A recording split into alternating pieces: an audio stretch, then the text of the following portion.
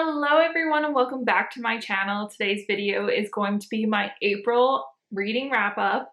If you're new around here, I do split these videos up into two. So the first 9 books that I read this month are in another video, and this is all the books I've read since then. But I will go through my full month stats. So without further ado, let's hop into the video. So I read a total of 18 books this month. 7 of them were ebooks, whether on Kindle Unlimited or from the library. 7 of them were physical copy books, and 4 of them were audiobooks. I read a total of 6,014 pages and listened to 78.97 hours of audio. My top 5 genres were, of course, romance, then contemporary, young adult, fantasy, and historical, which brings my total to 78 books for the year so far, which is 78 out of my goal of 225 books. I'm ahead of my goal right now. Hopefully I can stick to it. My favorite book that I read this month is Down London Road by Samantha Young. And it's actually the first book that I read in the second half of the month. Let's just talk about this. Let's start talking about the books now. I loved this book. I loved every single thing about it. I can't find fault in anything. There was so much angst, so much drama. I loved it. I ate it up. I loved Cole and Joe. They were just such a cute couple, and I just loved how much Cam was like such a defender of Joe, because she just does not deserve all the hate and crap that got thrown into her life. So I loved this book. I can't say anything bad about it. I give it 5 stars. I loved it. It's definitely my favorite of the series so far. I don't know if anything's even gonna come close to it. I loved it. The next book I read was Chain of Thorns by Cassandra Clare. This is the 3rd book in the Last Hours trilogy, and I love the Shadowhunter world, so there was no way that I was not gonna love this book. But I will say that I was hoping for more. I did find myself like drifting at some parts, because I wasn't enthralled at every moment, because it was just slower paced at some parts. And I also just think that the love triangle aspect of this just went on way too long, because it was based on a miscommunication and it was just driving me bonkers. But overall, I do love this world. I love the plot. I love the characters. I love the worlds that Cassandra Clare has built, and it's always going to be one of my favorite series. So I gave it 4.5 stars. Then I read Before Jamaica Lane, which is the 3rd book in the On Dublin Street series by Samantha Young, and I didn't love this one as much. It does have one of the tropes that I just am not a huge fan of, so like already I was probably not going to love this one as much as the previous 2. But I did still really like it. I love Samantha Young's writing. I think she does a really good job at making it funny, but also keeping in like really serious topics. And I think she just does a really good job at writing a romance. Obviously. But yeah, so it has the like teach me kind of trope, which I just like.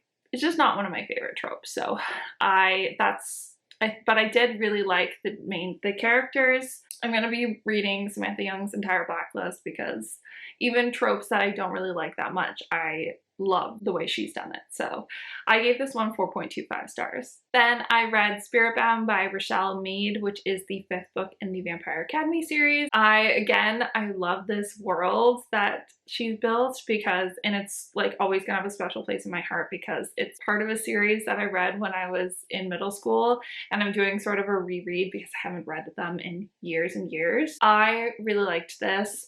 I think this is one of my least favorite of the series, just because of the romance that happens in this book. I don't know. I don't know how to say it without spoiling anything, so I won't say anything. But if you've read the series, you probably know what I'm talking about. But I still just love this world. I love the characters and everything about it, so I gave it 4.5 stars. Then I read Last Sacrifice by Rochelle Mead, which is the 6th and final book in the Vampire Academy series. It was everything that I wanted for this story, except that it didn't have a happily ever after for Adrian, which is just a character in the book. It's not part, he's not one of the like 2 main characters, but he is one of like, he's still a really important character.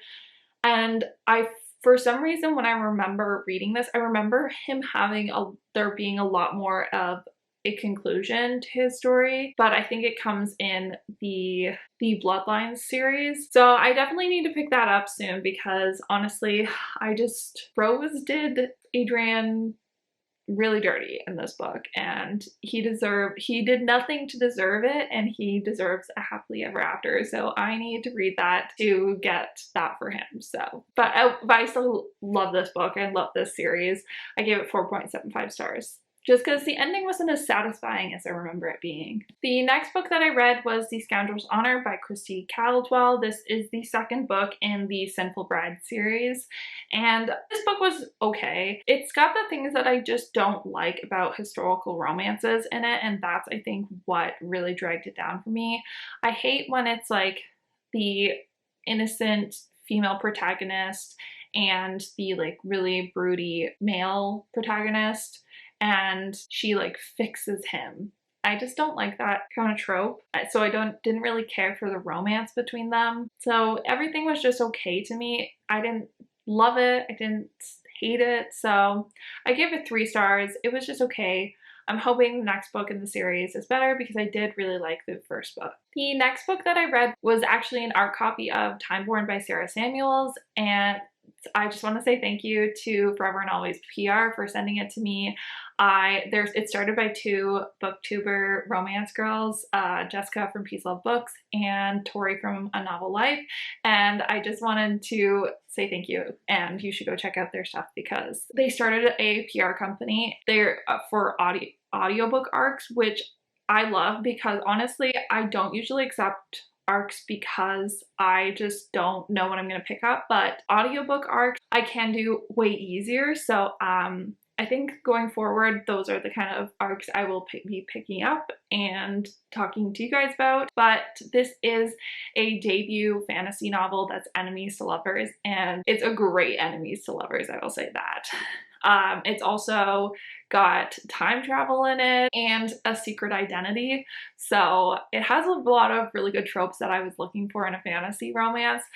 As you can tell with the Cassandra Clare and Rochelle Mead, I'm on a bit of a fantasy romance kick. So when I saw that they were offering arcs of this book, I was really excited. Because it is the first book in a series, it does end on a cliffhanger, so just letting you know that. But it does release May 2nd, which I think it should be out by the time this video is up. And you guys should go check it out, because the author is also on Instagram, and it's a great book. It honestly is. It just like, there was some like pacing issues for me, but overall, I really enjoyed it. I think it's just gonna get better. The series is just gonna get better.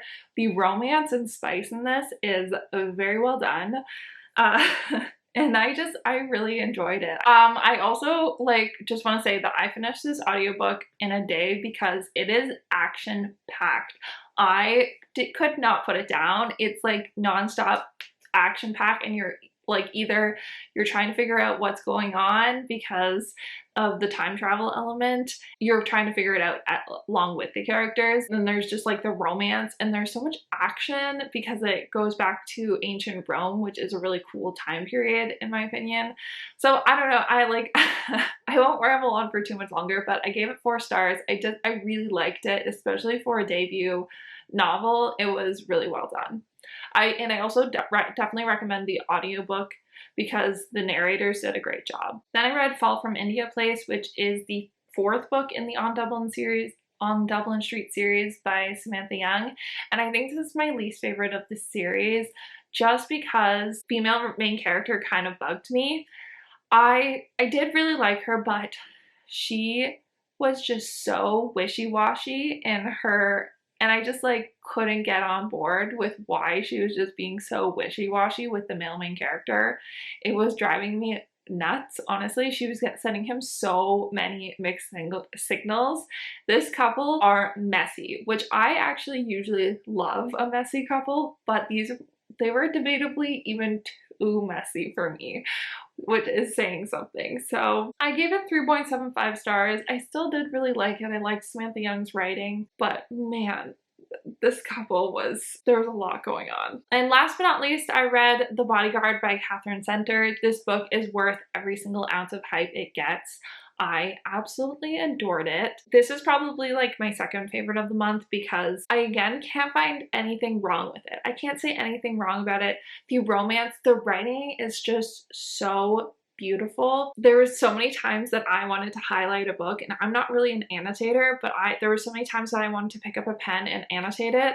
I also was just feeling so many emotions. Like I actually went through and was, as I was updating my story graph as I was reading it, because I was like having so many emotions at different parts. It's a bit of like a found family trope. The couple, it's action packed too, because it's a bit of a romantic suspense. Like honestly, there's so many great things about this book. There's really nothing I found to fault in it. I thought it was hilarious. I thought it was hilariously written. So I gave this one 4.75 stars. I don't know why, but when I finished it, I just like couldn't quite give it 5 stars, even though I loved every aspect of it. I don't know what it was about it, but I did really, really love it. Okay, and that is all the books that I read in April. I hope you guys enjoyed this video. If you did, please give it a thumbs up. Subscribe if you're not already. Leave in the comments down below what your favorite book of the month was, and I will see you in my next video. Bye, guys.